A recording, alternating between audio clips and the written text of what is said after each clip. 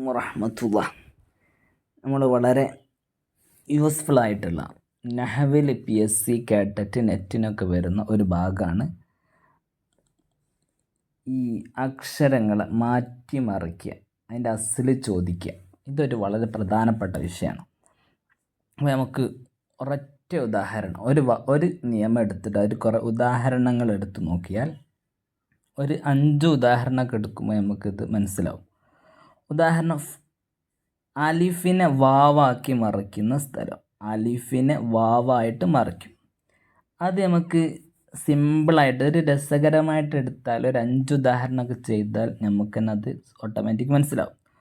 ഉദാഹരണം, അലിഫിനെ വാവായി മറിക്കുമ്പോൾ ലൊമ്മിന് ശേഷം ഒരു സ്ഥലത്ത് എവിടെ ലൊമ്മിന് ശേഷം ഒരു അലിഫ് വരികയാണെങ്കിൽ അതിനെ വാവാക്കി മറിക്കണം. കാരണം ലൊമ്മിനെ നീട്ടാൻ വാവ വരിക, അപ്പോൾ അതിനെന്ത് ചെയ്യേണ്ടി വരും? അലിഫായി മറിക്കണം. ഉദാഹരണം, ഫഅലയുടെ മുളാരി എടുക്കണമെങ്കിൽ നമ്മൾ നിയമം പഠിച്ചത് എന്താ? ആദ്യത്തെ അക്ഷരത്തിന് ലൊമ്മ് കൊടുക്കാനേ പഠിച്ചുള്ളൂ അല്ലേ? ഫഅലൻ്റെ ഫുഇല, അവസാനത്തിന് മുമ്പിന് കസ്റ് കൊടുക്കുക. അപ്പോൾ ഫഅലയുടെ മജ്ഹൂൽ എടുക്കണമെങ്കിൽ ആദ്യത്തേന് ലൊമ്മ് കൊടുക്കുക, പിന്നെ അവിടെ ഉള്ളത് അലിഫ, പിന്നെ അതിന് കസ്റ് കൊടുത്തു, പിന്നെ ഫു കണ്ടാ. അപ്പോൾ ആ അലിഫ് ലൊമ്മിന് ശേഷമാണ് അലിഫ് വന്നത്. അപ്പോൾ അവിടെ എന്ത് ചെയ്യണം? അലിഫിനെ മറിച്ച് വാവാക്കിയിട്ട് ഫുഇല എന്ന് പറയണം. കാത്തലയുടെ മജ്ഹൂൽ എടുക്കുമ്പോൾ കൂത്തില കണ്ടോ, കൂത്തില എന്നാണ് വരിക, കൂത്തില. അപ്പോൾ നമ്മൾ എന്നുള്ളതിന് ലൊമ്മ കൊടുത്തു, പിന്നെ ഒരു അലിഫുണ്ട്, ആ അലിഫിനെ മുമ്പ് ലൊമ്മായതുകൊണ്ട് അതിനെ വാവാക്കി മറിച്ചു കൂത്തില എന്ന് പറയും. ഇതുപോലെ നമുക്ക് ഒരുപാട് ഉദാഹരണം പറയാം. സായറ എന്നുള്ളത് കണ്ടോ, സായറ ഇതിൻ്റെ മജ്ഹൂൽ എടുക്കുമ്പോൾ നമ്മൾ പഠിച്ച നിയമം എന്താണ്? ആദ്യത്തേന് ലൊമ്മ കൊടുക്കണം, രണ്ടാമത്തെ അവിടെ അലിഫാണ് വരേണ്ടത്, പിന്നെ യാന് കസ്റ് കൊടുക്കുക. ഇതാണ് ശരിക്കും നിയമം, സൂയറ. പക്ഷേ ലൊമ്മിന് ശേഷം അലിഫ് വരാൻ പറ്റില്ല. അലിഫിനെ മറിച്ച് അവിടെ എന്താക്കും?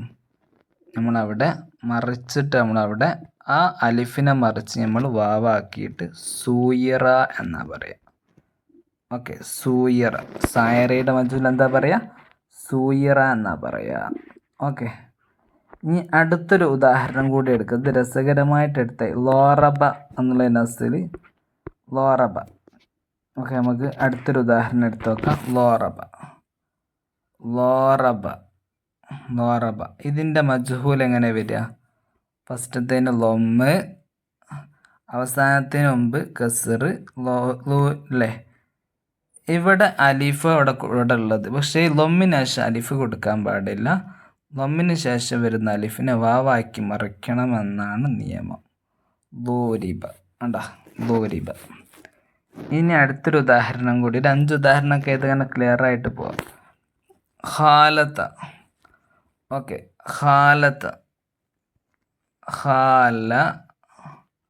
ഖാലത്ത ഇതിൻ്റെ മജ്ഹൂൽ എങ്ങനെ എടുക്കുക?